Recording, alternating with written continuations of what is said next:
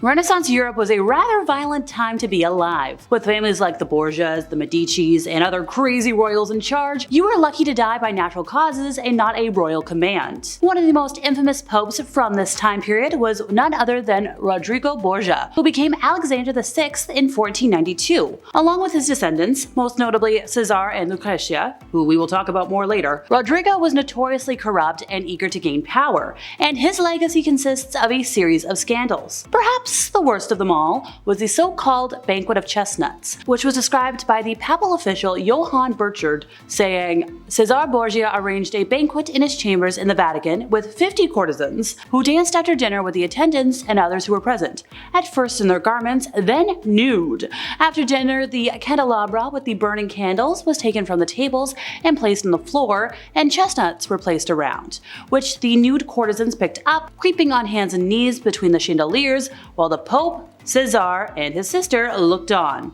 Charles VI became the King of France in 1380 at a stupidly young age, and by the 1390s he was suffering from a mental illness that left him delusional and psychotic. At one point he thought he was made of glass.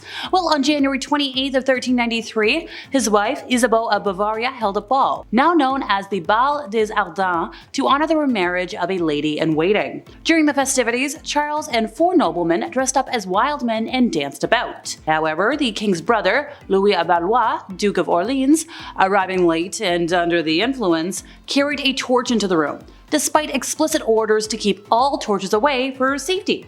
So what happened? Well, he accidentally set one of the wild men dancers on fire, and because their clothes were really flammable, the flames spread really quickly to the other dancers. The king was saved by a young lady who threw her dress over him, while another dancer escaped by jumping into a vat of wine, while other nobles were severely injured trying to rescue them. When word spread of the tragedy, the citizens of Paris, blaming the decadence of the court, almost revolted, and had to be appeased by public shows of remorse by the royal family. Beautiful and charismatic, Sophia Dorothea, daughter of the Duke of Brunswick-Luneburg, was betrothed to her first cousin, George, a man so revolting his own subjects referred to him as pig snouts. But George was potentially the heir to 2 thrones, and the Duke agreed to the match, gambling on winning a crown for his enchanting daughter. Unfortunately, Sophia Dorothea did not see the value in the arrangement and promptly fainted upon learning of the betrothal. Can't blame her. The marriage went rapidly downhill from there, with frequent loud scenes and violent arguments, the last ending with George throttling Sophia until servants intervened to save her life. Little wonder that when the dashing and handsome Count von Königsmarck arrived from Sweden, the bored and restless Sophia found him irresistible. Upon first arriving at court, he had dallied briefly with George's mistress, Countess Platen, but soon had eyes only for the princess, embarking upon a torrid affair that was indiscreet as it was passionate. Together, the lovers plotted to run away and make a new life for themselves, far beyond the reach of her unlovely and vindictive husband. While to Sophia's despair, the very night her lover was supposed to carry her off, he failed to keep the promise, disappearing from court entirely. The whispers were had. Apparently, the Countess Platen allegedly took her revenge by having the Count attacked before he could elope with the princess, but she was never charged, and no evidence was ever produced, least of all a corpse. Enraged by the scandal, George divorced Sophia, separated her from her descendants, and had her imprisoned in a tiny castle on a lake. He went on to become George I of England, leaving his scorned wife far behind in the dirt. A strange and bewildering family, the Borgias, by the way. They produced 11 cardinals of the Holy Roman Catholic Church, and 3 popes, a Queen of England, and a saint, but they're also just a family with really long tentacles, beginning in the 14th century in Spain and then reaching through the history of 15th and 16th century Italy, Spain, and France. They're most commonly associated with greed, killing, and interfamilial relations. Unlike the mad Caligula, who killed in insane pleasure, or Nero and his predecessors who killed for political gain, this family killed not only for pleasure and political gain, but just for personal wealth. They were, technically, the first crime family.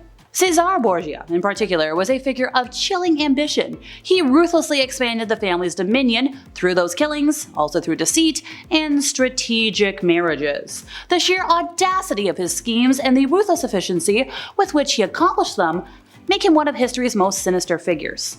A number of politically targeted kills have been attributed to him, but the crime of which he was most clearly the author was the killing in August 1500 of his brother-in-law, Alfonso, the second husband of Lucrezia. It seems likely that this was an act of personal vengeance rather than a politically motivated crime, but it did contribute greatly to the fear and loathing in which Cesare was held. The best example of his methods was his third Romagna campaign. So he opened with a lightning march on an unsuspecting Urbino, who surrendered without a single round being fired. He then turned on Camerino, who was also pretty quickly subdued. At this stage, his leading commanders, fearing his power, turned against him in the so-called Magione conspiracy. So Cesare, stripped of most of his troops, was forced to fight defensively in the Romagna. With lavish use of papal funds, however, he managed to rebuild his army, while at the same time working on the diplomatic front to break up the League of the Conspirators. Having succeeded in breaking it up, he arranged a rendezvous for reconciliation with some of the conspirators, and having isolated them from their troops, he then arrested and killed them. Lucrezia, during her very short life, was accused of numerous crimes, including the use of a deadly poison called cantarella, which she and the rest of her family would have used to eliminate their enemies. You could pour it into drink, you could pour it into food. A lot of uses. She was most commonly associated with the use of this poison though, becoming one of the most famous poisoners of all time, and her reputation as such seems to hold up to today. Maybe it is the result of slander and popular imagination, but thanks to it, she has gained immortality through history books and art. Henry VIII is one of the most well-known out of all of England's monarchs, notably for the fact that he had 6 wives, sentenced 2 of them to lose their heads. We could go on, but there's already a musical for that. Besides presiding over sweeping changes that brought the nation into the Protestant Reformation and changed England's faith, the infamous monarch, ridiculed for his obesity amongst other things, was also subject to raging mood swings and paranoia.